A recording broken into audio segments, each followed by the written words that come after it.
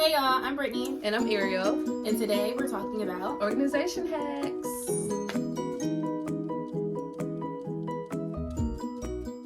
Tip number 1 is to create a cleaning schedule around your home and in your workspace. This will help you out tremendously in your personal life and in your professional life.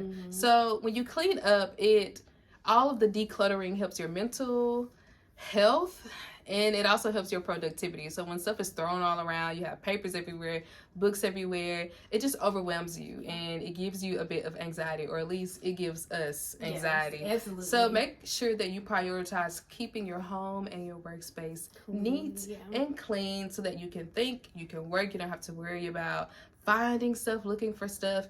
Just be organized by keeping your space clean and knowing where everything is. And to add to that, just think about like little small tasks that could go by the wayside when you get busy. So like laundry. Before you know it, you could be out of clothes, but if you're like on go, and you didn't schedule in your laundry time, then now you don't have it. So little tasks like that. I'd also add like meal prepping, stuff like that just makes a big difference when you're gonna do those things that seem like common sense, but when you're doing a lot and you have grad school, you have life, and you have all those other things might be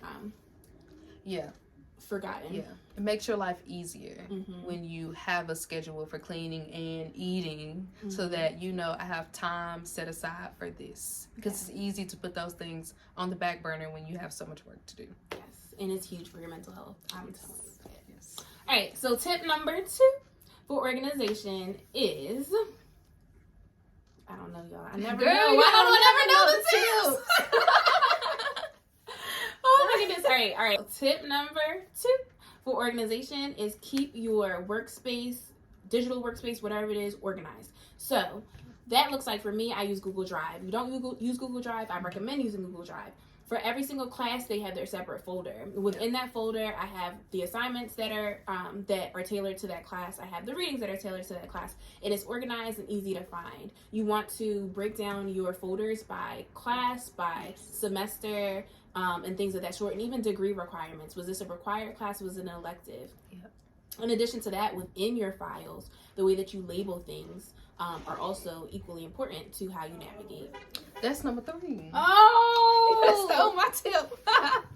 Okay. Rewind. You were saying make sure you got your degree requirements and you have a folder for each one.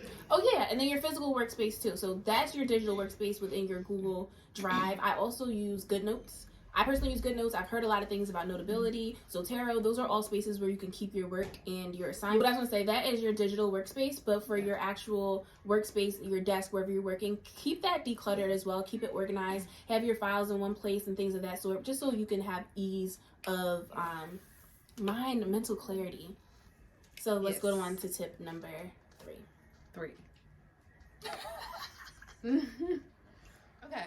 Tip number 3 is to title and label everything appropriately, and make sure that when you see your title or however you labeled it, that you know immediately what you're looking at, because nothing is worse than trying to figure out what is what.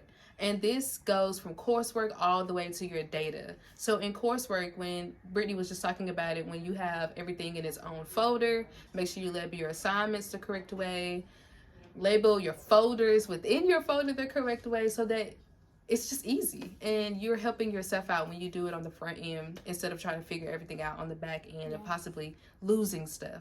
But then also in your data, when you're managing data, it's really important to label everything the correct way. If you have something in an Excel sheet or an SPSS, whatever software you use, make sure you know what the variable names are. I would suggest creating like a data, what is it called? Like cheat sheet type of thing? It's like a cheat sheet type of thing. It's kind of like you write your variable name, or you write whatever the label is, and then in the next column you have the definition of it. I know what you're talking about. It's like a code sheet. I don't know, but yeah, it's like a code sheet or whatnot. So if that would help you, if you have to use like short names or something like that for your titles and your labels, just make you a quick table that has the variable name or the name of whatever it is, and then a quick definition. Help yourself out when you're doing that, but definitely don't just leave stuff untitled or random folders. Stay organized. That will help you a lot. Yep. And our final tip number 4, is for all the things that you discovered about your organization life is to do them consistently. And if you can't do them consistently, that means it might not work for you. So like I said, I'm a Google Calendar person. I check my Google Calendar every single day. Every morning when I wake up, I look at it. If you every morning. Every morning. That's good. I'm so proud of you. But what I'm saying is because I know that it knows, my calendar knows what I need to do more than I know what I need to do. Because I have something to do, I plug it right in. That's and then good. When I wake up, I'm like, what do I need to do today? The calendar knows. So if you realize that I'm not checking this calendar every day, this might not be the habit or the organization thing for you. If you need to have your thing up on the wall and you're going to look at that every day, then do that. So be consistent with whatever you choose to do and figure out if it works for you. Sometimes I watch people's organization things and they do like 10,000 things. They're like, I do this and I put all these things here and I color code it this way and I put it here and here. Be realistic. Okay, and make sure that it works for you. You don't want to be organized for the sake of looking organized. You want to be organized because it works. Yep.